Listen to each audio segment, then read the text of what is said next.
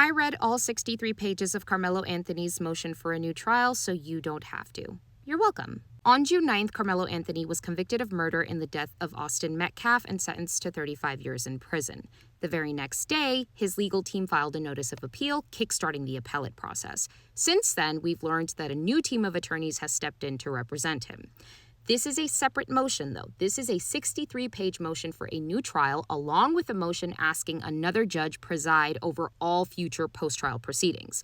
We're going to break down what all of that means, specifically the four main arguments that the attorneys are making. As always, I am a certified law nerd, bona fide non-attorney. This is not legal advice, just my interpretation of what's going on in the court record. So let us begin. Okay, a motion for a new trial asks the trial court to vacate the conviction because the defense believes significant legal errors occurred during the proceedings that affected the fairness of the trial. If the court grants that request, the conviction is set aside and the case begins again before a new jury. In this filing, Karmelo's defense raises four primary arguments for why they believe that should happen, so let's walk through each one. The first, and by far the longest argument in this motion, centers on public access to the courtroom. The defense argues that this case involved much more than a crowded courtroom. They claim that the court imposed a series of restrictions that substantially limited the public's ability to observe the trial, despite the enormous national attention surrounding this case.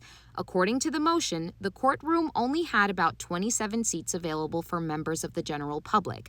As a result, people reportedly began lining up as early as 4 or 5 o'clock in the morning just for the chance to get inside. The filing argues that by the court's official public admission time of 8:50 each morning, those seats had effectively already been claimed, making that entry window largely meaningless in practice. The attorneys also point to something they say changed once the trial got underway.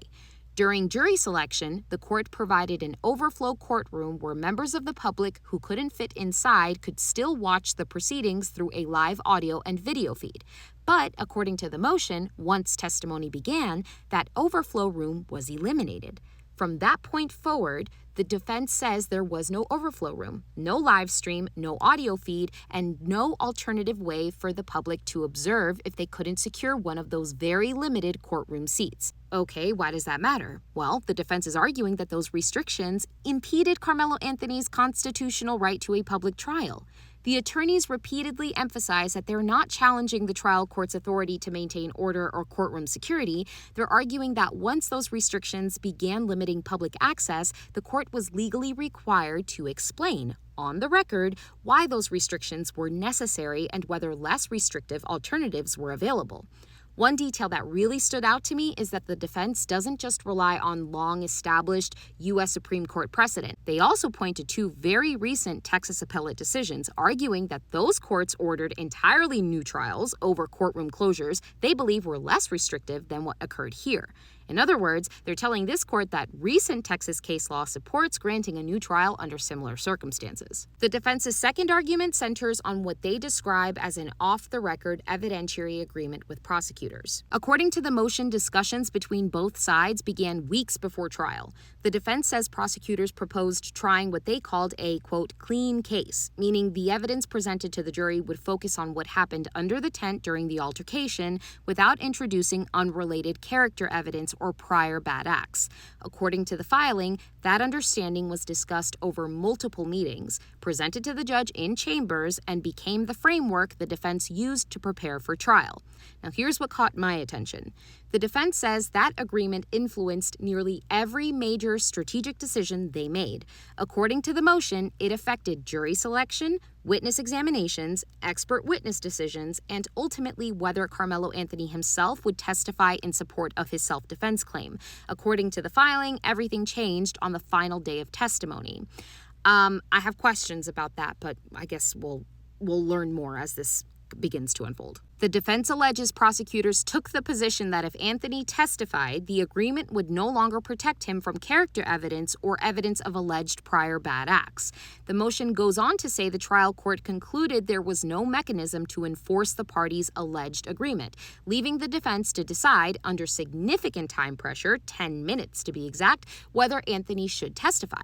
and ultimately Anthony chose not to testify. The defense argues that decision came after weeks of preparing the case around what they believed was an agreed-upon framework. They contend that changing that understanding at the end of trial deprived Anthony of presenting a complete defense and violated his constitutional rights. The third argument focuses on the jury instructions. Before jurors begin deliberating, the judge provides written instructions explaining the law they're required to follow when reaching a verdict. Those instructions become the roadmap the jury uses throughout deliberations. The defense argues that portions of those instructions were legally incorrect, specifically as they relate to Texas self-defense law. Their position is that if the jury receives incorrect legal guidance, that has the potential to affect how juries evaluate the evidence and ultimately reach a verdict. The fourth and final argument is something known as cumulative error. Rather than asking the court to look at each alleged error in isolation, the defense is asking the court to step back and consider the totality of the proceedings. In other words, they argue that even if the court concludes one issue by itself doesn't justify a new trial, the combined effect of multiple alleged legal errors can deprive a defendant of a fair trial, and that's exactly what they're asking the court to consider here. Separate from the motion for a new trial, the defense has also filed a motion to recuse, asking that another judge preside over any future proceedings in this case. The request stems from the fact that many of the alleged errors discussed throughout this motion involve rulings made by the trial judge himself, Judge John Roach. The defense also points to public comments he made during the trial regarding some of those courtroom procedures. But here's what really stood out to me. This motion was filed on July 7th. After Judge Roach had already announced his retirement and stepped down from the bench just days after the Karmelo Anthony trial concluded.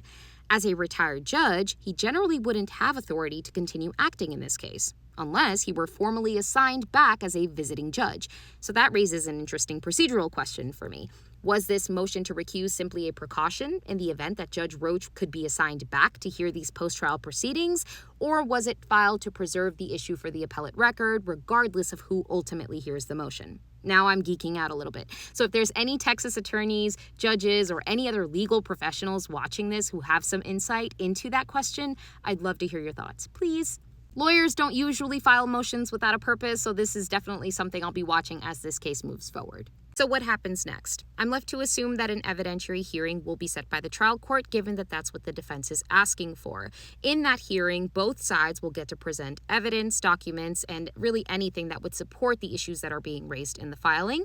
After that, the court will then decide whether to approve or deny the request. It's important to note here that this is not the official appeal. This is going to the trial court. So regardless of how the trial court rules, the official appeal is still underway with Texas Fifth Court of Appeals. Think of it this way. The trial court is like a principal, right? You didn't like the test grade that you got, so you're complaining to the principal about your teacher, saying, hey, I want a new look at this. The principal is saying no. Well, even if the principal says no, you can still escalate to the district.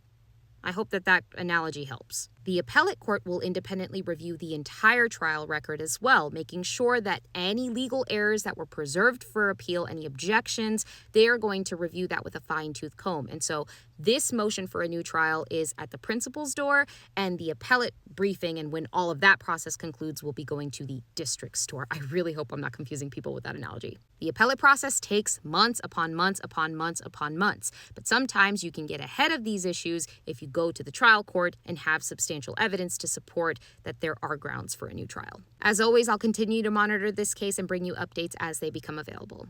I'll catch you in the next one.